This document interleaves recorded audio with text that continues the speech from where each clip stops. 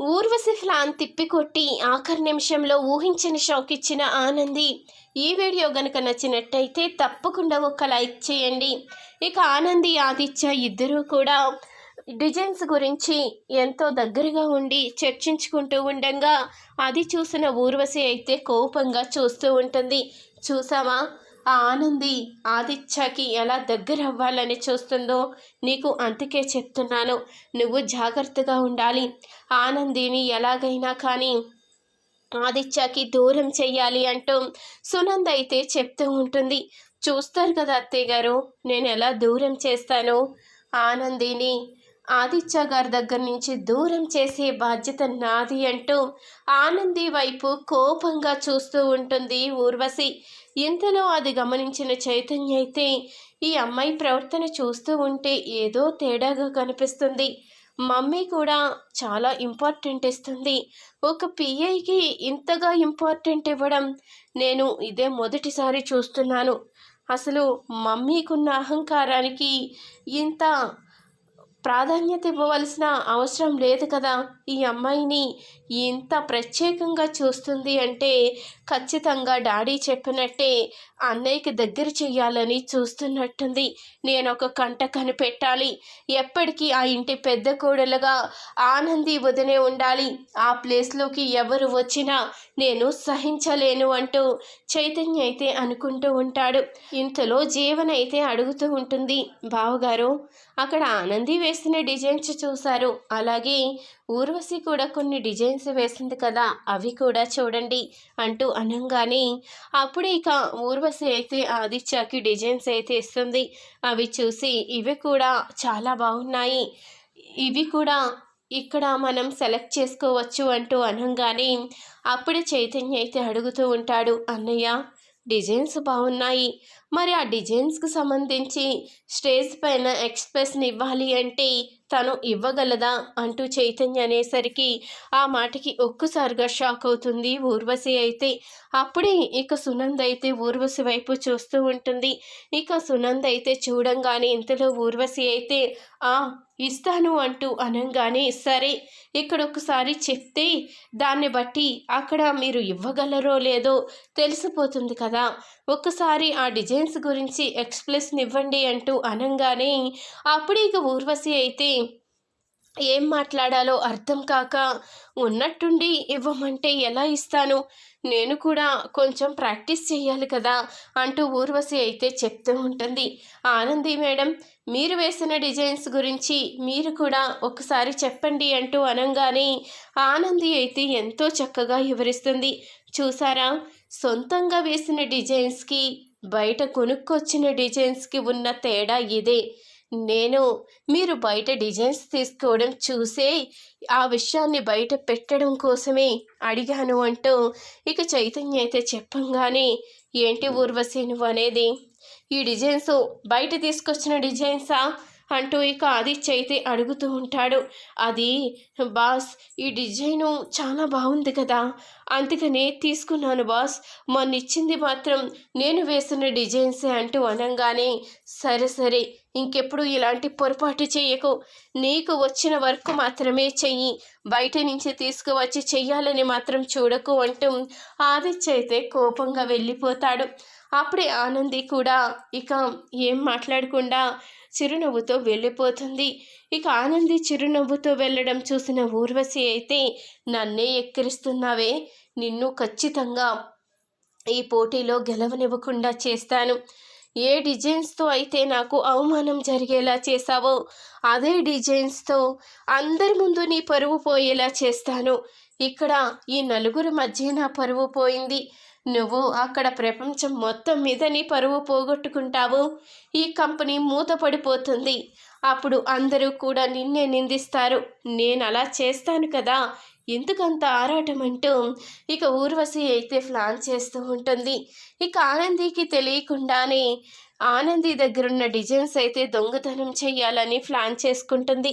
అనుకున్న విధంగానే మరుసటి రోజు ఉదయాన్నే ఇక డిజైన్స్ విషయంలో సెలక్షన్కి అయితే కాంపిటీషన్కి వెళ్తారు ఆదిత్య ఆనంది. ఆనందికి తెలియకుండా ఆ ఫైల్లో ఉన్న డిజైన్స్ అయితే ఇక ఊర్వశి దొంగలిస్తుంది.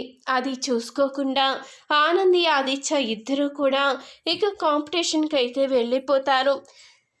అందరూ కూడా వాళ్ళ డిజైన్స్ అయితే ప్రజెంటేషన్ ఎంతో చక్కగా ఇస్తారు. ఇక ఆనంది వంతు అయితే వస్తుంది. అప్పుడే ఊర్వశి అయితే అనుకుంటూ ఉంటుంది, అమ్మయ్య, డిజైన్స్ నేను దొంగలించాను కాబట్టి ఇప్పుడు ఆనంది అక్కడ ఎలాంటివి చూపించలేదు, ఖచ్చితంగా అందరి ముందు అవమానం పాలవుతుంది అంటూ ఎంతగానో సంతోషపడిపోతూ ఎదురు చూస్తూ ఉంటుంది.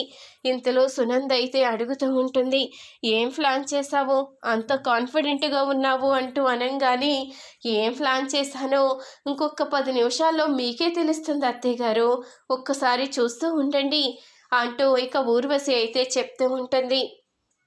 ఇంతలో ఆనంది ఆదిత్య ఇద్దరూ కూడా స్టేజ్ పైకి అయితే వెళ్తారు.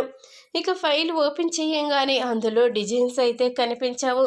ఆదిత్య గారు, డిజైన్స్ కనిపించడం లేదు అంటూ అనగానే, ఏం మాట్లాడుతున్నావు ఆనంది, అవన్నీ ముందే చూసుకోవాలి కదా, డిజైన్స్ పేపర్స్ ఎక్కడ పెట్టావు, నువ్వెంతో బాధ్యతగా చేస్తావు అనుకుంటే ఇలా చేసావేంటి, ఇప్పుడు అందరి ముందు మన పరువు పోయింది అంటూ ఇక ఆదిత్య అయితే అంటూ ఉంటాడు. ఆనంది అయితే ఏడుస్తూ అక్కడి నుంచి వెళ్ళిపోతుంది.